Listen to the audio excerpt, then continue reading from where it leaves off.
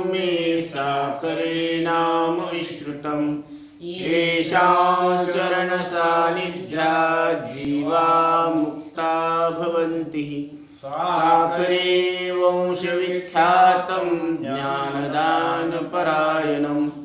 विनायकं गुरुं वन्दे भवबन्धविमुक्तये ज्ञानप्रतापविलसद्वचनामृतं च अद्वैतभावपटुता हितबुद्धिरस्य ज्ञानेश्वरस्तु भगवान् अवतीर्णैव श्रीरंगनाथ गुरुराज नमोस्तु तुभ्यं।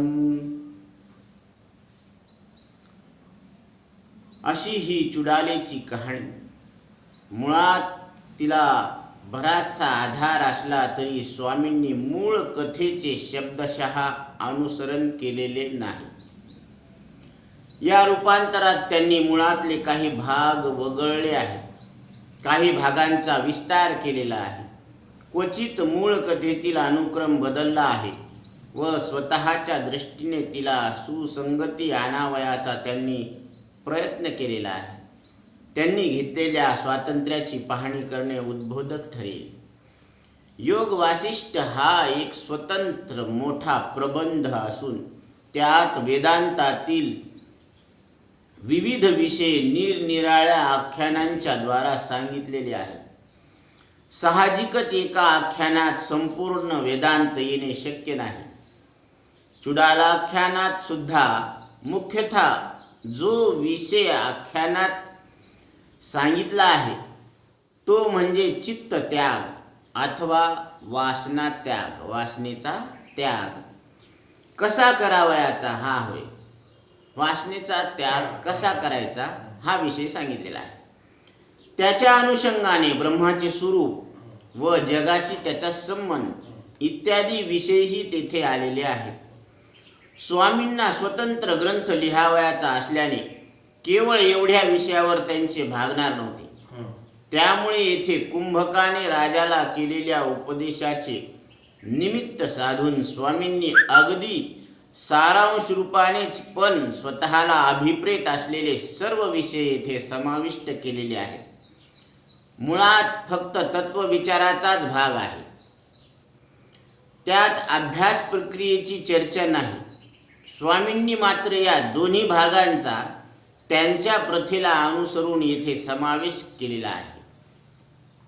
तत्वविचाराच्या भागातही त्यांच्या इतर ग्रंथातील बहुतेक विषय त्यांनी चर्चिलेले आहेत। मुळात नसलेले देहाचे प्रकार, देहाच्या निरनिराळ्या अवस्था, त्या अवस्थातील अभिमानी जीव, विश्वाची उत्पत्ती, 3 गुण, 3 शक्ती, पंचीकरण, ब्रह्मस्वरूप व जगाशी त्याचा संबंध इत्यादी अनेक विषय येथे स्वतंत्रपणे आलेले आहेत। अभ्यास मीमांसेतही अभ्यासाच्या अवस्था, अभ्यासातील विघ्ने, सविकल्प निर्विकल्प समाधी हे स्वामींनी येथे नव्यानेच सांगितलेले आहे। याच्याच जोडीला स्वामींच्या बहुतेक ग्रंथातून आढळणारी अन्वय व्यतिरेकात्मक मांडणी, तिचाही स्वामींनी येथे अवलंब केलेला आहे। थोडक्यात स्वामींच्या इतर ग्रंथातून आढळणाऱ्या वेदांत प्रक्रियेचे संक्षिप्त पण साकल्याचे दर्शन घडविण्याचा स्वामींचा येथे प्रयत्न दिसतो।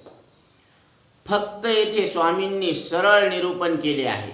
खंडन, मंडन, आक्षेप, समाधान इत्यादी भाग त्यांनी टाळलेला आहे। मूळ योग वासिष्ठातील कथेत शिखेध्वज राजा, त्याची गुणसंपदा, त्याची युवावस्था व चुडालेशी विवाह हा भाग योग वासिष्ठाकारांनी सविस्तर वर्णन केलेला आहे। स्वामींनी हा प्रारंभीचा तपशील टाळलेला आहे। त्यानंतर चुडालेला ज्ञानप्राप्ती झाली, त्याचबरोबर तिने योगाचाही अभ्यास करून सिद्धी मिळविल्या। हे सांगताना योगाच्या सहाय्याने कोणकोणत्या सिद्धी कशा कशा मिळतात हे मूळ ग्रंथामध्ये सविस्तर सांगितलेले आहे। योग वासिष्ठामध्ये याचा संपूर्ण उल्लेख आलेला आहे.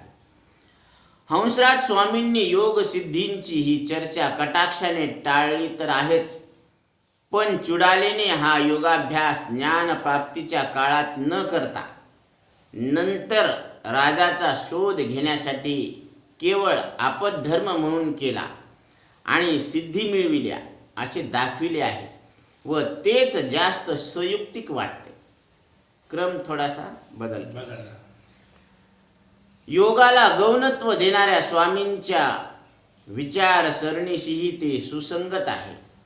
मुळात योग सिद्धीमुळे चुडालेला राजाचा शोध करायला फारसे सायास पडले नाही, जास्त अडचण आली नाही. असे असताना स्वामींनी चुडालेने केलेल्या या शोधाचा बराच विस्तार केलेला आहे. विशेष म्हणजे त्यांनी चुडालेला योगाभ्यासाने प्राप्त अशा सूक्ष्म शरीराने अपयश आले आणि शेवटी ज्ञानदृष्टीनेच राजा सापडला असे दाखविले आहे. योगाचे गौणत्व दाखविण्याची स्वामींनी ही एक संधी घेतलेली आहे. मुळात चुडालेने ज्याचे रूप धारण केले त्या ऋषी कुमाराचे नाव कुंभ आहे, पण स्वामींनी त्यामध्ये कुंभक असा बदल केलेला आहे. राजाला ज्ञान झाल्यानंतर राजाच्या परीक्षांचा भाग मुळात खूप वेगळा आहे. मुळात चुडालेला राजाबरोबर विविध भूप्रदेश हिंडताना स्वाभाविकपणे कामिच्छा निर्माण होते.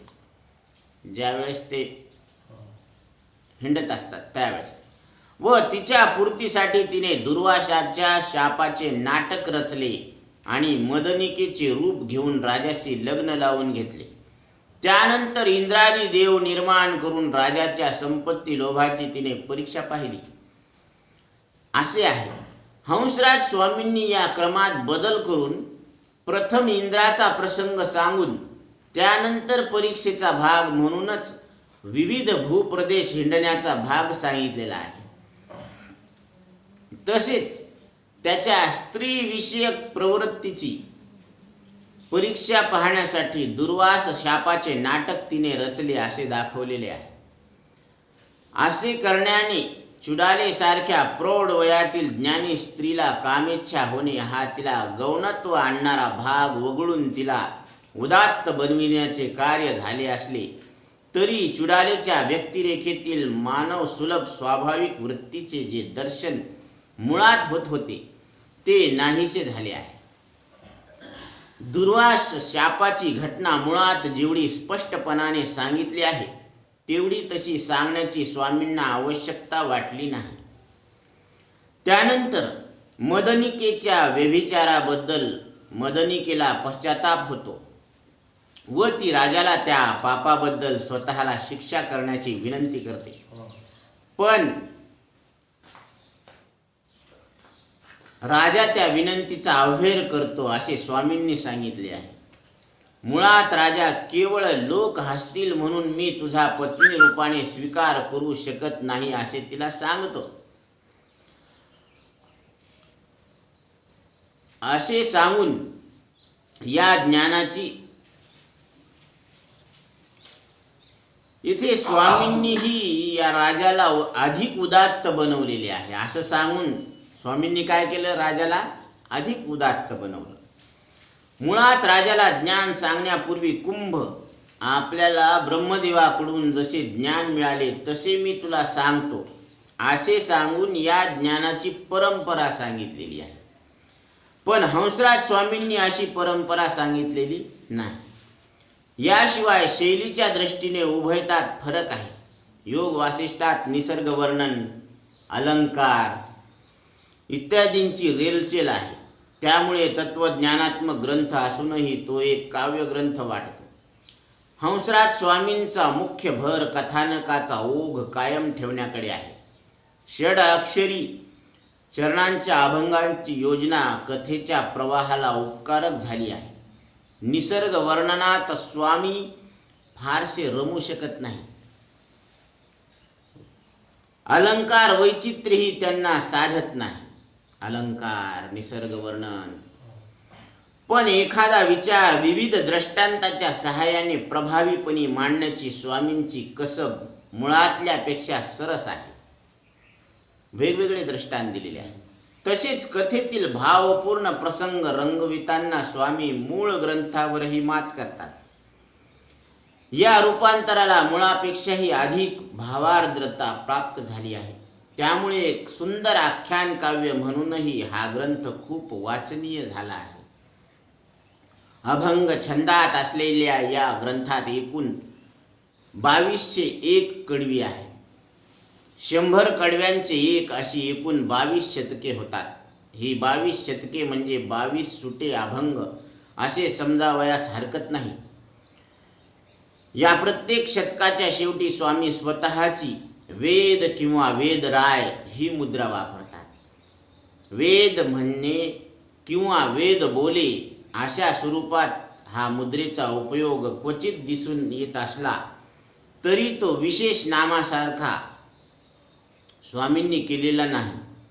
त्यामुळे क्वचित वेद या शब्दाचे पर्यायही स्वामींनी मुद्रेच्या जागी वापरले आहेत.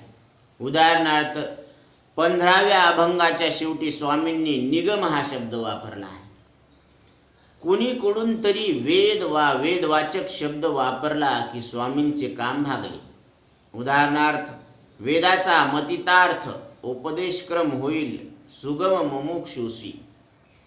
18व्या अभंगात देव ब्राह्मणांच्या साक्षीने अशा रूढ वाक्प्रचाराच्या जागी वेद ब्राह्मणांच्या साक्षीने असा बदल करून स्वामींनी आपले स्वनाम निर्देशाचा हेतू साध्य केला आहे.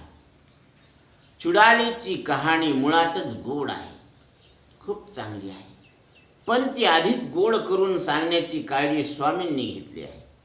अजून गोड करून तुमच्या समोर मांडायची. इतर बहुतेक ग्रंथात स्वामींची दृष्टी आशे प्रधान असली तरी या ग्रंथात त्यांनी अभिव्यक्तीकडेही लक्ष दिल्याचे दिसते. म्हणून एखादा विचार पक्का ठसविण्यासाठी 1-2 दृष्टांतावर न थांबता दृष्टांताची एक अखंड मालिका ते वापरताना आढळतात. उदाहरणार्थ राजत्याग करून वनात जाऊ पाहणाऱ्या राजाला चुडाला म्हणते. काय म्हणते? त्रिकाळाचे स्नाने मोक्ष जरी जोडे, जळी काय थोडे जळचर. आता पाण्यामध्ये काय राहणारे कमी आहेत का? जर त्रिकाळ स्नान करून जर मोक्ष भेटत असेल तर वायू भक्षिताची मोक्ष होत असे, सर्पा काय असे आहार दुजा.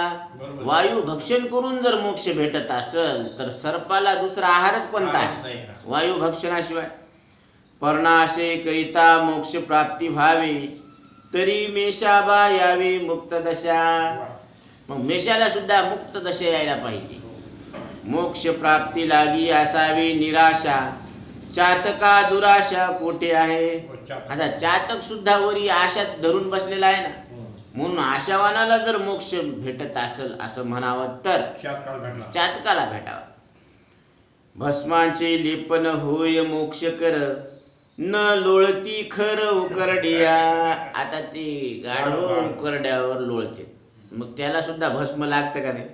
मग भस्म लेपन केल्यानं जर मोक्ष प्राप्त होत असेल. म्हणून ज्ञानोबरायांनी एक आपल्याला एक अशी सावध केलेला आहे. न धरी लोकाचा आधारू आहे तो विचारू वेगळाच. भस्म उधळणे अथवा भारू हो का अथवा दिगांबरू, न धरी लोकाचा आधारू आहे तो विचारू वेगळाची. ज्ञानोबराय सांगतात की तुला असे फार मोठे ऋषीमुनी भेटतील, दाढ्यावाले, जटावाले, गंध लावणारे, भगवे कपडे धारण करणारे, नागवे हिंडणारे, पण तू त्यांच्या नादी नको लागू. म्हणून मदालसा माता सांगते, उठी वेगी जाई पुत्रा तीर्थे रेतू हिंड, तेथे तुझला साधू संत भेटती उदंड. तया माझी आत्मज्ञानी, त्याच्यात सुद्धा आत्मज्ञाना व्यतिरिक्त ते काहीच बोलत नाही. जो न बोले वितंड, तो तुझ बुजवील प्रचंड. कारण तुझा मनरूपी तवा त्रिविध तापानं तापलेला आहे आणि ते तुला तू अमृत स्वरूप परमात्मा आहे आणि अनुभवाला येणारं विश्व हे आरशातल्या प्रतिबिंबासारखं मिथ्या आहे. ते फक्त दिसायला आहे, असायला नाही. असा ज्ञानामृताचा तुझ्यावर वर्षाव करून तुला शांत करते. अशी ही कथा आहे. मोक्षा लागी जरी शुष्क ध्यान धरी, बक नदी तरी काय जो थोडे. बक नदीच्या तीराला जे बगळे आहेत ते का कमी आहेत का? ते सुद्धा ध्यान करून बसलेले आहेत. मोक्षा लागी जरी शुष्क ध्यान धरी, जर कोरडं ध्यान करून जर मोक्ष प्राप्त होत असेल तर बगळे सुद्धा मुक्त झाले असते. असो जो नाही ज्ञान दृढ झाले, जोपर्यंत ज्ञान पक्क नाही झालं. नाना कष्ट केले तरी काय, मग किती जरी प्रयत्न केले तरी सुद्धा ज्ञान होत नाही. म्हणून दोराचिया उर्गा डांगा मिळविती पैगा, तो शिनची वावगा होय जियापरी. तैसे ज्ञाने विन एके, उपाय करीसी जितुके. अधिक गुंफीची जितुके रुखी ये. म्हणून ज्ञाना वाचून जे काही कर्म उपासना आपण करायला लागलो, जप तप व्रत नेम, हे काहीच पूर्णत्वाला जात नाही आणि ज्ञानही होत नाही. म्हणून कारण आत्ताच भ्रांती आहे ना आपल्याला, अपरोक्ष भ्रांती आहे. आत्ता इथं आपल्याला मी देह आहे असं वाटतं, हा देह माझा आहे असं वाटतं आणि हा देह खरा आहे असं वाटतं. म्हणजे भ्रांती कशी आहे? प्रत्यक्ष भ्रांती आहे. तर प्रत्यक्ष भ्रांती ही प्रत्यक्ष ज्ञानानंच निवृत्त होणार आहे. तिथं परोक्ष ज्ञान काही काम करत नाही. म्हणून आत्ता इथं मी शरीराहून वेगळा न मरणारा अमृत स्वरूप परमात्मा आहे असं संशय विपर्यास रहित दृढ अपरोक्ष ज्ञान होणं, आणि या ज्ञानानंच या भ्रांतीची निवृत्ती होणार आहे. जसं आत्ता इथं आपल्याला प्रत्यक्ष ज्ञान आहे की आता दिवस आहे, याच्यात काही संशय? आता दिवस आहे का रात्र आहे, दिवस आहे का रात्र असं काही संशय नाही. आणि आता रात्र आहे असा विपर्यास नाही. आता दिवसच आहे असं दिवसाबद्दलचं यथार्थ ज्ञान आहे. यथा अर्थम तथा ज्ञानम. जशी वस्तू आहे तशा ज्ञान होणं, याला काय म्हणायचं? यथार्थ ज्ञान. आणि दिवस असून रात्र म्हणायला लागलं याला विपरीत ज्ञान म्हणायचं. आणि दिवस आहे का रात्र आहे याला संशय ज्ञान म्हणायचं. आणि आता दिवसच आहे म्हणजे हे कसे? यथार्थ ज्ञान. तसं मी शरीर आहे असं समजणं हे विपरीत ज्ञान आहे. आणि मी शरीर आहे का चैतन्य आहे हे संशय ज्ञान, संशय चालू आहे. आणि मी चैतन्यच आहे हे यथार्थ ज्ञान आहे. म्हणून चुडालेला ज्ञान प्राप्त झालेले असून सुद्धा वनात निघून गेलेल्या राजाचा शोध लावण्यासाठी तिला योग सिद्धींची आराधना नाईलाजाने करावी लागते. इलाज नाही. आता यातील हास्यास्पदता दाखविताना ती म्हणते, पूर्ण समाधान ज्ञानेची पावन, असता योगाभ्यसन कासे अशी. पूर्ण ज्ञान प्राप्त करून घ्यायचं असेल, पूर्ण समाधान जर प्राप्त करून घ्यायचं असेल तर ज्ञानानं समाधान होत असतं. सिद्ध ते विचारी पा, जेणे तू सुखी होसी. आणि तुम्ही सिद्ध आहे कारण तुम्ही जाणता, हे सिद्ध आहे, हा तुमचा अनुभव आहे. तुम्ही एक आहात हा तुमचा अनुभव आहे. तुम्ही बदलत नाहीत हा तुमचा अनुभव आहे. मग तुम्हाला हे शिकवायची गरज नाही की तुम्ही एक आहेत, जाणणारे आहेत, तुमचा बदल होत नाही. हे तुम्हाला अनुभव आहे स्वतः प्रामाण्य. म्हणून सिद्ध असता काणी मावे साधनावरी. हा अनुभव सिद्ध आहे आणि हा अनुभव सिद्ध असताना सुद्धा दुसऱ्या साधनावर कशाला तुम्ही अडकून बसता? म्हणून साधने ही घाली ती काळाची या मुखे. ती साधनं सुद्धा काय करतात? काळाच्या मुखात घालतात. म्हणून येणे साधती साधने, पण कधी? येणे साधती साधने, तुटती भवाची बंधने, पण कधी? त्याच्या आधी सांगितलेले संताविण प्राप्ती नाही ऐसे वेद देती ग्वाही. हे संताला शरण गेल्याशिवाय साधनं सुद्धा पूर्णत्वाला जात नाहीत. म्हणून हरी प्राप्तीची उपाय धरावे संताचे ते पाय. येणे साधती साधने, तुटती भवाची बंधने. म्हणून संताला शरण जावं लागतं. आणि पूर्ण समाधान ज्ञानानंच होत असतं. मग असं असताना योगाभ्यास कशाला करायचा?